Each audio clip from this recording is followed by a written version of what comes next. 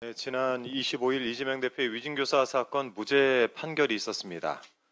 통상적이고 일반적인 증언 부탁을 검찰이 위증교사로 둔갑시켜서 무리하게 기소를 했지만 법원이 바로 잡아준 지극히 상식적인 판결이었습니다.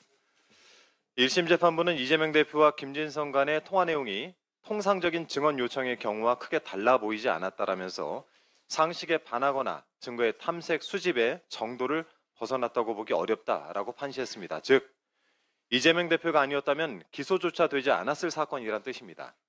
또한 윤석열 정권의 정치검찰이 오로지 정적 제거를 위해서 억지 기소를 했다는 점을 법원이 확인을 해준 셈입니다. 검찰이 아무리 사실을 왜곡해서 공소장을 조작해도 또 검찰이 공소 사실과 모순되는 상황이 담긴 중요 녹음 파일을 수사기록 목록에서 누락시켜도 특히 검찰 조사를 받으면서 21년 전 법정 증언을 갑자기 번복한 자가 윤석열 정권 시청자 미디어 재단 이사장으로 임명되는 아주 미스터리한 일이 벌어져도 이재명 대표에게 없는 죄를 만들어낼 수는 없습니다. 이게 바로 사필 규정, 사불 범정입니다. 향후 남은 재판에서도 법원이 엄정한 판단을 통해서 검찰의 사건 조작과 기소권 남용에 철퇴를 내려주시기를 기대합니다. 어제 윤석열 대통령이 김건희 특검법을 또다시 거부했습니다. 예견된 수순이라 놀랍진 않습니다. 그런데 어제 법무부가 거부권 행사와 관련해 내놓은 보도자료를 읽고 한 말씀 안 드릴 수가 없습니다. 제목부터 굉장히 황당합니다. 이 법무부가 내놓은 보도자료에는 반복 의결된 위헌적 특검 법안에 대해 제2요구 의결이라고 명시를 해놓았습니다. 거대 야당에 의해서 일방적으로 강행 운운하고 수정안에 대해서는 야당 의총에 결의한 내용이라면서 비난까지 합니다. 정쟁의 언어로 점철된 이 문장들을 보고 있으면 법무부가 낸 보도자료인지 국민의힘에서 대변인 논평인지 헷갈릴 지경입니다. 이러고도 상권 분립을 어떻게 입에 담을 수 있겠습니까? 지금 법무부가 그리고 정부가 민주당에 대고 위헌을 말할 입장이 아닌 것 같습니다.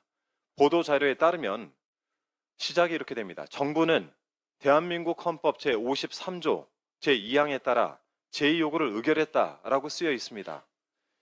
이 문장 자체로 정부의 행태는 위헌입니다. 헌법 제53조 2항에 따른 제2요구권 행사 주체는 대통령입니다. 정부가 아닙니다.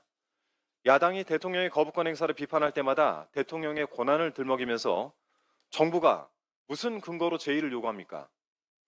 법무부가 대한민국 헌법을 일부러 오독하고 있다는 의심마저 듭니다. 모든 국민을 위해 복무해야 할 정부가 김건희 한 사람을 방탄하기 위해서 복종하고 있는 것입니다. 이것은 행정력 낭비고 권한의 오남용이고 그래서 더 위헌적이라는 점을 분명히 짚어두겠습니다. 정말 비겁한 대통령입니다. 김건희 특검을 거부하긴 해야겠는데 부담스럽고 그래서 정부의 손을 빌리는 것 아니겠습니까? 국무회의에서 정부가 제2요구를 의결하고 그 과정에서 거부권을 행사해야 하는 구구절절한 핑계도 정부가 대고 윤석열 대통령은 그냥 앉아서 제가만 하고 있습니다. 손가락 하나 까딱하면 되는 제왕적 대통령이어서 그런 것인지 아니면 자신의 권한마저 지키지 못하는 무능한 허수아비여서 그런 것인지 모르겠습니다만 어느 쪽이든 정부라는 모호한 주어에 숨어서 윤석열 대통령은 비겁한 행동을 더 이상 하지 않기를 바라겠습니다. 더불어민주당은 김건희 특검의 길을 주저함 없이 지치지 않고 용감하게 나아가겠습니다. 특검을 해야 하는 사유는 차고 넘치니 몇 번이고 법안을 발의해서 통과시키겠습니다. 그 과정에서 거부권 남용이라는 대통령의 위헌적 행태의 반복은 결국 스스로의 발목을 잡게 될 것입니다. 헌법 수호 의지가 없었기에 탄핵당한 박근혜 씨의 사례를 상기하시기 바랍니다. 이상입니다.